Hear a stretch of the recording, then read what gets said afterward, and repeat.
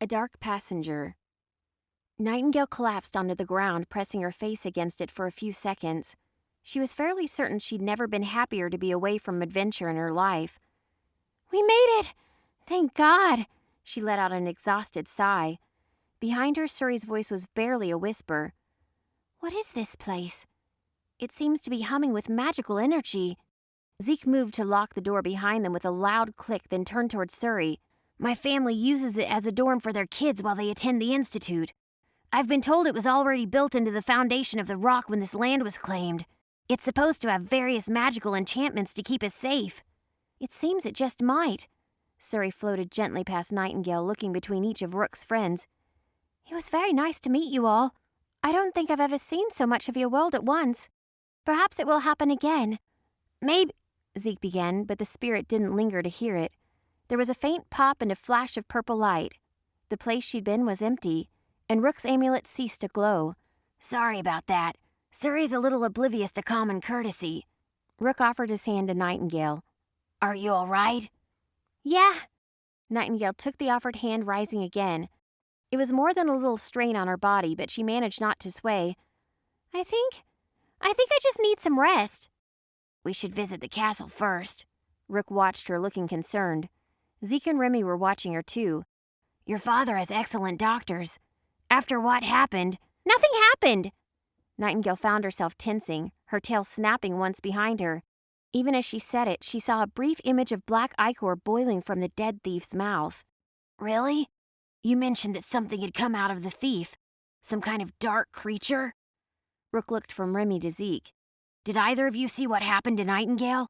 "Nah." Zeke looked down, frowning. "After that thing knocked me back, it gets a little fuzzy." Remy nodded. "My dumb wings were in the way. I didn't get up again until I heard her scream." Nightingale could only remember a strange amorphous shape sprouting towards her after she tried to save the dying thief. She shivered, glancing down at the ruins of her dress. It was brown and crusty with dirt and dried blood. She tried to push the image from her mind. "That thing! It called itself Hogrifar, right? You must have hit me first, that's all. You're fine, I'm fine." She was shaking her head. "How about we don't go anywhere near my father tonight, Rook? Remember, he's the reason I went into the damn vaults in the first place." All right," Rook sighed. "I'm not sure where else we would go, though." "You could crash here." Zeke gestured at the living room with a lit cigarette. "We've got this whole mansion and everything. Might as well use a few of the extra rooms. You too, Remy. After a night like this, you probably need as much sleep as the rest of us." "Perfect," Nightingale nodded, forcing more enthusiasm into the response than she really felt.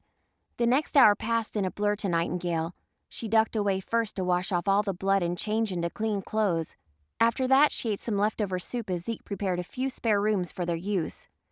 Nightingale fell asleep nearly instantly. However, it was not a restful night. Nightingale dreamed of the white vaults where the floor stretched away to an endless darkness, and an alien monstrosity of writhing limbs guarded something she wanted. Hogrifar was there, its proportions even more hideous than she remembered. The shadows of its disparate parts writhed, all reaching for her. Nightingale watched herself try in vain to save the thief, watched him die before her eyes. Something even worse than the freakish Hogrifar poured from the corpse and latched onto her face. Its body a hideous mass of swirling eyes and mouths and teeth. Eventually, she saw herself collapse, overwhelmed by the agony she remembered quite well. Her dream self's eyes opened, staring at her. There was something dark behind them, an alien intelligence anathema to life as she knew it.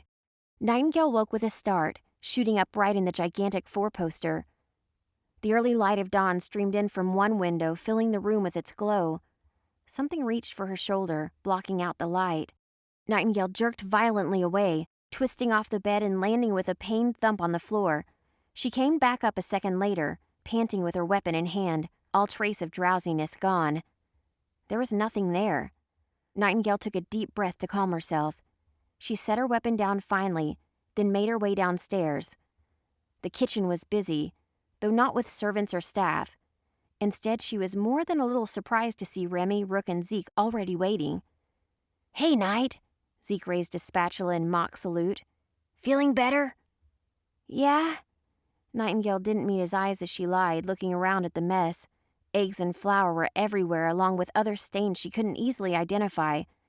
Did something blow up? Yes, Zeke began. No. Remy and Rick answered at exactly the same time, both looking abashed. Rick glared once at Remy before continuing. We had some disagreement about whether animism could be used to make an omelet. Remy wiped a sheen of slime away from her face with a cloth, then tossed it onto the counter beside her. Turns out it wasn't a good idea.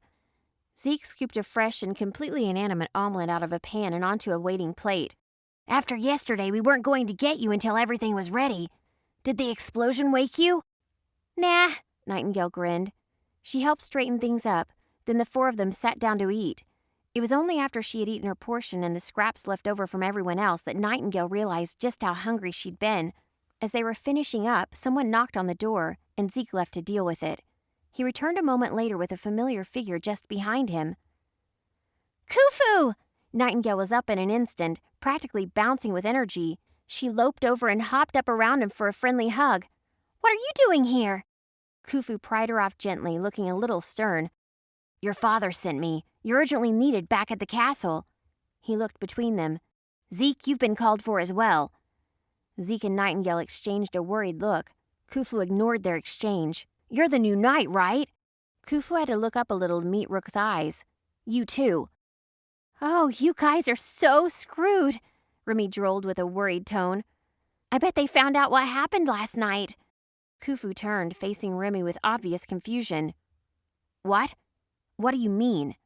What happened? Remy looked away, one of her wings twitching. Never mind. In either case, I'm not royalty and I'm not Nightingale's knight. I'm sure your family won't want me to tag along. Nightingale bit her lip, considering. It probably wasn't a good idea to antagonize her father after being summoned for discipline. She darted over, hugging Remy briefly. I don't care. She was smiling at Remy now. Please come with us. Forget what my father wants. I want you there. Oh, okay. It was hard to tell if Remy looked nervous or relieved. It's not like I've got anywhere else to be, now that we've graduated and all. The sooner we leave, the better. Khufu glanced back at the hallway he came from. He looked a little worried now. King Balthazar didn't say what this was about. He only said that I had to fly here as fast as I could. I've got a pretty good idea what it's about, Nightingale groaned, running one hand through her unruly hair. So much for having enough time to get ready. Let's just go. Waiting for him to get even angrier isn't going to make it any better.